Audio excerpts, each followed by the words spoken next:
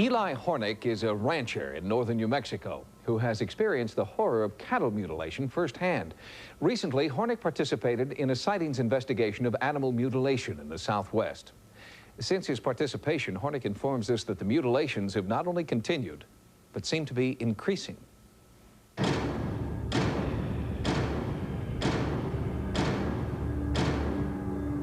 The tongue was missing. The meat, after we'd cut it open, looked like it had been cooked or something. When we found the animal, it couldn't have been there no longer than 12, 13 hours, because I was there at 6:30 in the evening. I was back there at 7 o'clock the next morning. It wasn't maybe 600 yards from the ranch house. And this animal was it had been mutilated. There's no blood, no tracks, no sign of nothing. And this animal was already decomposing, like it had been dead for 4 or 5 days. If it was satanic cults, you'd have blood all over everything. If it was predators, you'd have blood all over. These cuts are very uniform, very smooth. The eye looks like it has just been sucked out. It's a pattern that continues to be all too familiar for many ranchers in the Southwest. And now there's a strange new development.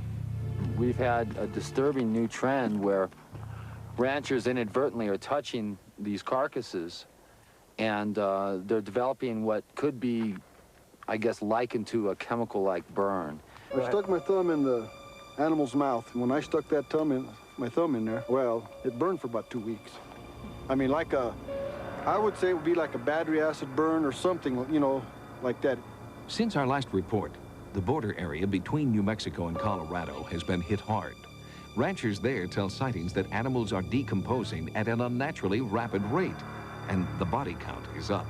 We're having mutilations that are occurring on almost a weekly basis.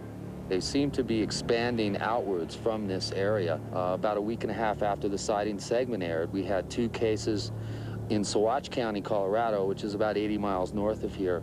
I think they're coming down out of the air with some kind of air equipment, picking them up, taking them, bringing them back and laying them down. Eli Hornick is fed up with the seeming lack of interest in his and other ranchers' plight. Mutilation reports gather dust on government desks, while animals continue to die. And even as the number of dead cattle rises, official interest in the mystery is declining. Somebody, somewhere in this country knows what's going on. I mean, it just seems like every time we try to do an investigation, try to get something started, it comes to a dead end. We can't get senators, congressmen, you know, it just get a lot of publicity, but it just dies. You know, it doesn't seem like, you know, it's a crime. You know, this is real monetary value. This is my living. You know, it's cost me thousands of dollars already. They're taking my living away from me. It's just outright thievery. Why isn't somebody doing it? Something about it. Our government has the capacity to monitor any square acre of ground in this country if they want to. If they are not part of the problem, and they are truly as baffled about this as the ranchers and investigators like myself are, let's catch whoever or whatever is mutilating cattle. Ranchers and private investigators say they smell a rat. They are beginning to believe that there is a government conspiracy of silence at the heart of the mutilation phenomenon. We was cutting hay in one of the meadows, and this helicopter was right there. It looked to me like a big military-type helicopter. No numbers. And that night we had a mutilation. I think people are scared to pay attention. They're scared. This is something of the unknown, and they just don't want to get involved. And it's a very frightening thing, especially when you see these things. You know, my God, they could come after me. Maybe they'll start on humans next. I hope not.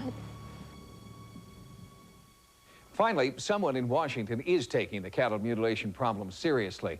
This is a letter written by New Mexico Senator Pete Domenici requesting that the Livestock Board provide him with a detailed status report on the progress of their cattle mutilation investigation. For ranchers like Eli Hornick, it's the first sign of official support for a phenomenon that has plagued them since 1967.